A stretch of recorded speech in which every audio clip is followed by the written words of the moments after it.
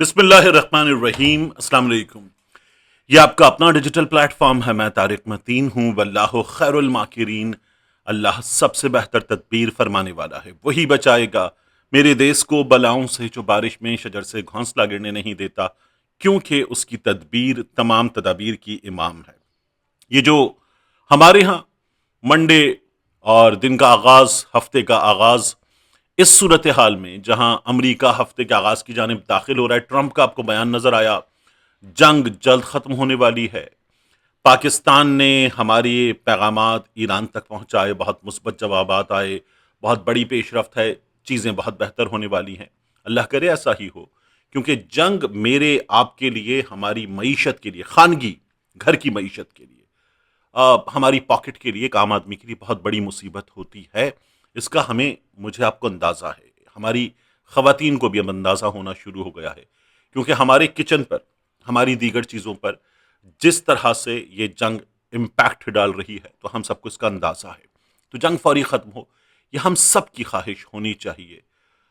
لیکن یہ جو ٹرمپ کا بیان ہے نا، اسے ویکنڈ کے آغاز کا بیان اس کے طور پر دیکھیے، گزشتہ کچھ دنوں میں جب یہ جنگ 30 دن پلس پر جا چکی ہے، تو آپ کو نظر کیا رہا ہے کہ باقاعدہ طور پر ایک پیٹرن ہے۔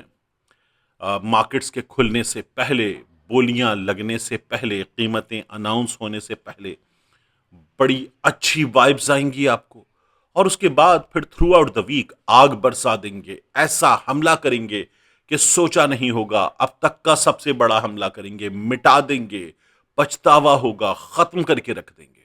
یہ آپ کو تھرو آؤٹ دا ویک نظر آئے گا۔ تو یا تو بلینز ٹریلینز آف ڈالرز ڈوبنے سے بچانا یا بنانا، یہ مینیپولیٹ کرنے کا کام ڈونلڈ ٹرمپ نے، ایپسٹین فائل والے لوگوں نے، بچوں کے قاتلوں نے، انسانیت کے مجرموں نے کیا ہے اور مسلسل کر رہے ہیں۔ کیا یہ جنگ فوری طور پر ختم ہونے جا رہی ہے؟ ابھی ڈونلڈ ٹرمپ کے 2 مزید پلان ہیں۔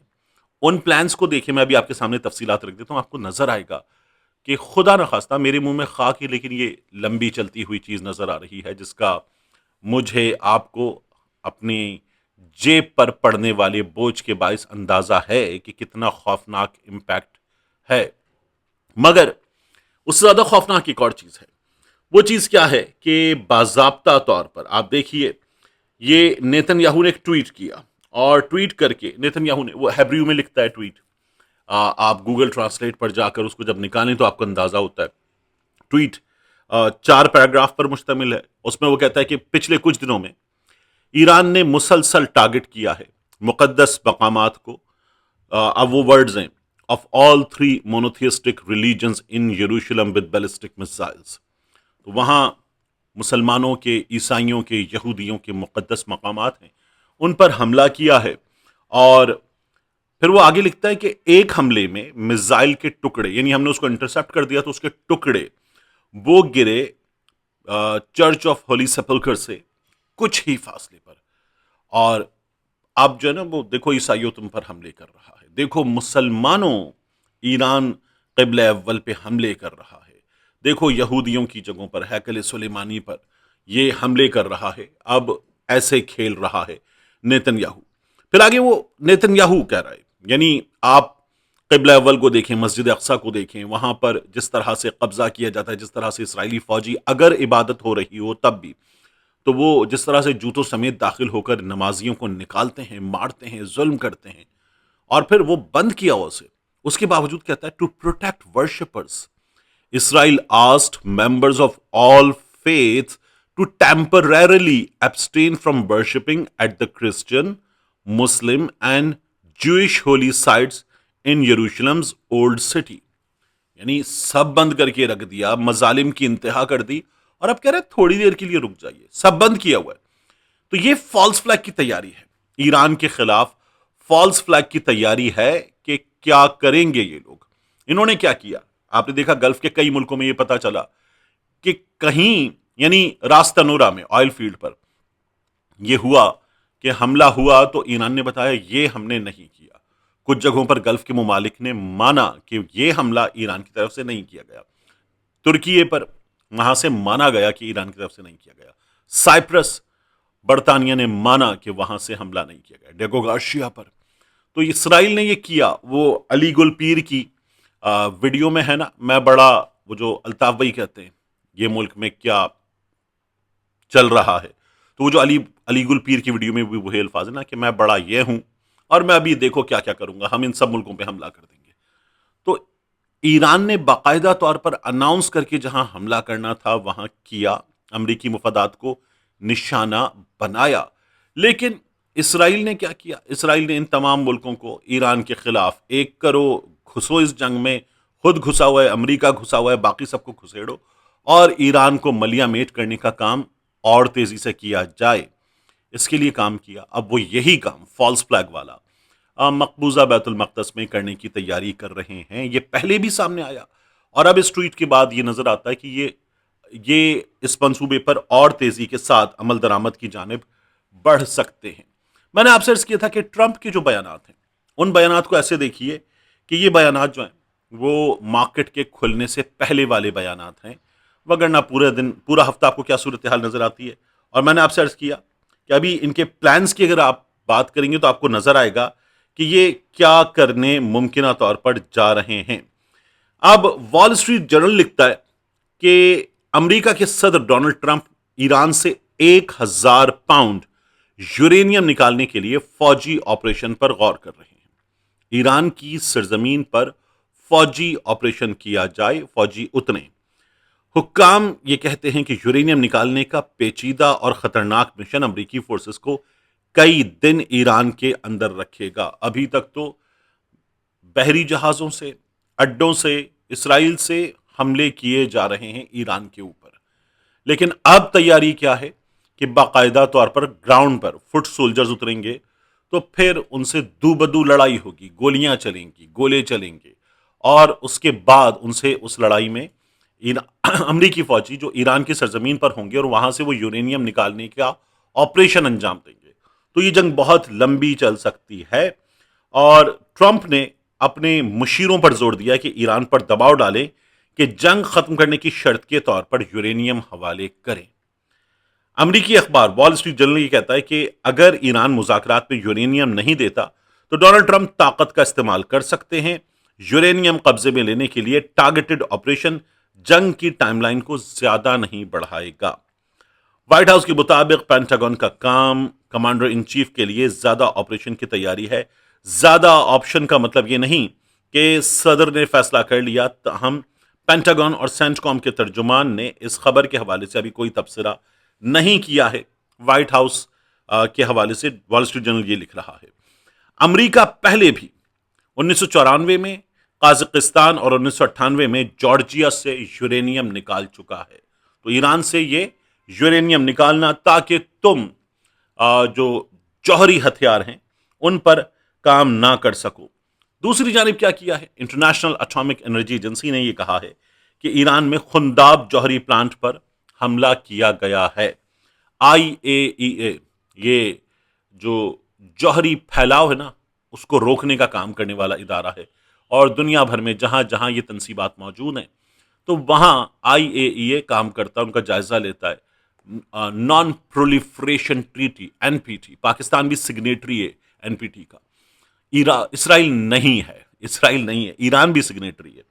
تو IAEA کہہ رہا ہے کہ اسے انہوں نے غیر فعال کر دیا ہے۔ تو ایران پر حملے جاری ہیں، ایران کے خلاف جنگ کا آغاز کیا گیا ہے، اور اب بھی یہ صورتحال ان کی طرف سے جاری ہے، یہ رکنے میں نہیں آ رہے۔ اب اگر یہ دونوں پلان کہ خارق پر حملہ کرنا ہے، ایران میں تیل کے سب سے بڑے ذخیرے پر، وہاں پر فٹ سولجرز اتارنے ہیں، اور ایران کی ان ریسورسز پر قبضہ کر کے جو آبنائے ہرمز ہے اس کو خود امریکہ اپنے ہاتھ سے کھلوا دے۔ ابھی تک تو پاکستان کے پرچم والے جہاز وہاں سے آ رہے ہیں، امریکہ اس کو بھی اپنی کامیابی کے طور پر گنوا رہا ہے، لیکن وہاں فٹ سولجرز اترے اور اس کے بعد ایران میں فٹ سولجرز اترے اور جا کر یورینیم نکال کر لائیں، تو یہ جنگ خدا نخواستہ بہت لمبی، اللہ نہ کرے، چلتی ہوئی نظر آ رہی ہے۔